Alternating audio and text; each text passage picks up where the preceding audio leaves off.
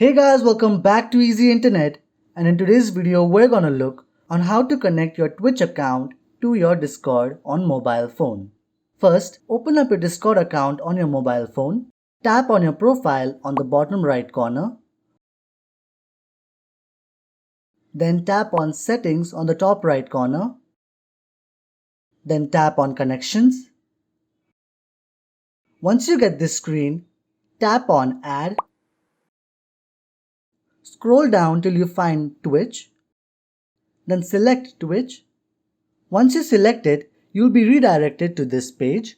Log into your Twitch account and tap on Authorize. Now you have successfully connected your Twitch account to your Discord.